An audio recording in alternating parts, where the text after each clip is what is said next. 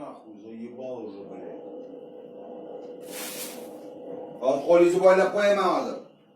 Nima qildim? Jim o'tiring undan ko'ra. Mana shu e'lon to'g'rilmoqda. Kerak emas o'yda kalish. O'yda hech kim kalish kiymaydi. Ikkala jim bo'ldi, hozir. Alg'abay, yo'q edi bu yerda kalish.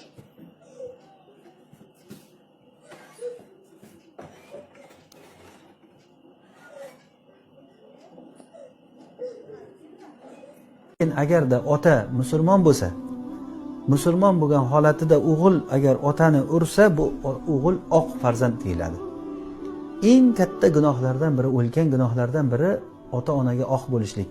Ota-onasiga oq bo'lgan farzand jannatga kirmaydi. Ota-onasiga oq bo'lishlik bu juda katta mahrumlik hisoblanadi. Shuning uchun ham farzand otasiga qo'l ko'tarishligidan ko'ra katta gunoh bo'lmasa kerak, vallohu alam. Endi albatta shirkdan keyin, boshqa Allohga bo'lgan ma'siyatlardan keyin otani haqqi juda ham katta haq hisoblanadi. Shuning uchun otasi har qancha bo'lsa ham, aroq ichsa ham, otasi bir fosiq odam bo'lsa ham, modomiki ota bo'layotgan bo'lsa, uni haqqi bor. Hattoki shirkda bo'lib turib, shirkiga chaqirib turgan bo'lsa ham, Alloh taolo aytadiki, va sohibhuma fid dunya ma'rufa. Dunyoda ularga yaxshi muomala qiling degan. Ota-onani haqqi, farzand ustidagi haqqi juda ham katta bo'ladi. Alloh taolo ota-onaga hurmat qilishlikni Allohga ibodat qilishlikdan keyin qo'ygan. Va'budulloha va la tushriku bihi shay'an va bil validayni ihsana. Allohga ibodat qilinglar, unga shirk keltirmanglar va ota-onalaringga yaxshilik qilinglar degan. Qarang, Allohga ibodat qilishlikdan keyinla ota-onaga yaxshilik qilishlikni aytgan. Otasini urgan odam, onasini urib, zor yig'latgan odamlar ikki dunyo uni kosasi oqarmaydi. Shu dunyoning o'zida ham kosasi oqarmaydi, oxiratdagi Alloh biladi uni hisob-kitobini. Shuning uchun ham bu narsa juda ham gunohi kabiralardan hisoblanadi. Har qancha otasi yomon bo'lganda ham yaxshi muomala qilish kerak. Hazrati Nuh alayhi salatu vassalom ulul azm payg'ambar. Payg'ambarlarning ulug'i. O'g'illari kofir bo'ldi. Payg'ambarning o'g'li kofir bo'ldi. Otasini gapiga kirmadi. Payg'ambar otam deb o'ylamadi. Mana nodon bola bo'lsa, otasi payg'ambar bo'lsa ham eshitmaydi, men bilaman deydi. To'fon bo'lganda bilardilar bu bolaning iymonsizligini. Hazrati Nuh bilardilar. Bu iymonsiz bola, bu kishidan tug'ilgan. Lekin iymonsizdi. Hazrati Nuh bilardilar. Lekin insonliklari tutib, "Ey bolam" dedilar. Kemaga chiqqin dedilar. Qarang, oxirgi paytda ham kemaga chiqqin bolamdi. Chunki otada baribir bolasi. Iymonsiz bo'lsa ham inson edilar Nuh alayhisalom. Chiqqin bolam dedilar. "Yo'q, men bu tepalikka chiqam olaman" dedi. "Men tepalikka chiqib olaman" dedi. Otasiga quloq solmayapti-da. Eshitib olinglar buni. "Ey bolam" dedilar, "bu hech kim qolmaydi. Bu kemadan boshqa hamma g'arq bo'ladi." "Yo'q" dedi. Payg'ambar bo'lsa ham otasi quloq solmaydi agar nobakor bola bo'lsa, badbaxt bola bo'lsa. Shunda kema yurib ketdi, bola g'arq bo'lib ketdi. Shunda Hazrati Nuh yig'ladilar.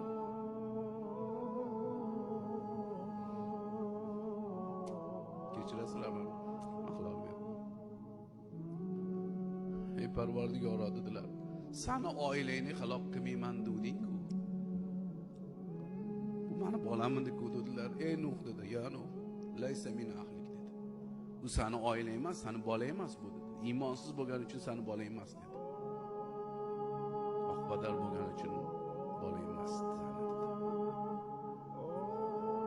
Bolaga iymon bo'lmasa, u boshingizga balo bo'ladi, dunyoda ham oxiratda ham.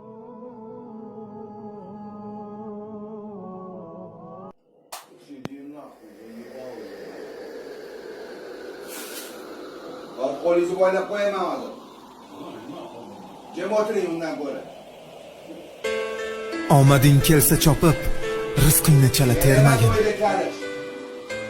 5-6 so'm pul topib otangga dars bermagin. Sen surgan shu davrni u bir paytlarda surgan. Sen ko'rgan shu xo'rozni jo'jaligida ko'rgan. Beshigingni tebratib onang oldida turgan. 5-6 so'm pul topib otangga dars bermagin. Sendek aqli rasoni keltirdi u dunyoga. Ulg'aytirdi-ku chidab qancha jabru jafoga. Senga o'xshash donolar yoqmas hatto Xudoga. 5-6 so'm pul topib otangga dars bermagin. Farzandlaring oldida sen otangga qilma do'q.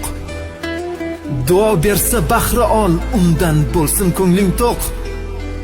Ba'zi millionerlarda har narsa bor, ota yo'q. 5-6 so'm pul topib otangga dars bermagin. Sen yashagan uylarni otang qo'yganda qurib, bir paytlar qiynalib, ne azobni ko'rib. Olim bo'lib ketdingmi o'zga yurtlarda yurib? 5-6 so'm pul topib otangga dars bermagin. Gohida so'z bermaysan tog'a amma xolangga.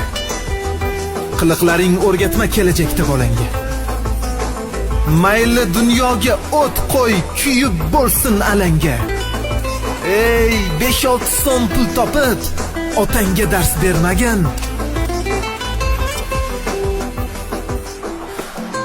Rozi qilsang otangni, Alloh ochadi yo'ling.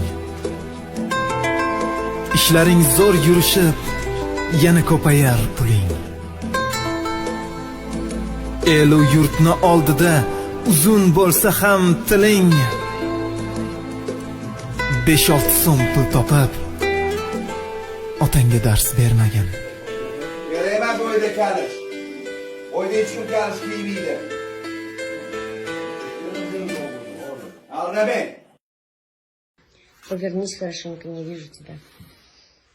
Вот. Сейчас вы видели, сколько народу тут понабежало. Все брали у вас интервью, которое можно взять, да? Вот.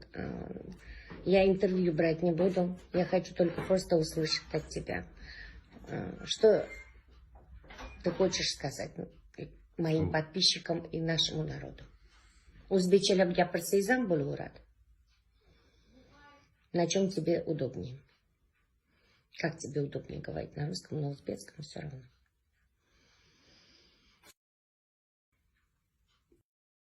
На сегодня интервью. Ну, я думаю, что я не беру интервью. Я говорю, я просто хочу услышать. Просто заключительную часть скажи. Что случилось, я уже почти рассказала. Другой вопрос, что хотят услышать и увидеть. Мы не знаем, что выставит официальная пресса. А у меня все по-честному. Я своего отца люблю. Я его никогда не бил. Ну, просто вот то, что вот это мой вот этот поступок на нервной почве, я, конечно, очень каюсь, и больше такой не повторится. Я его никогда не бил. Я люблю его. Это мой отец.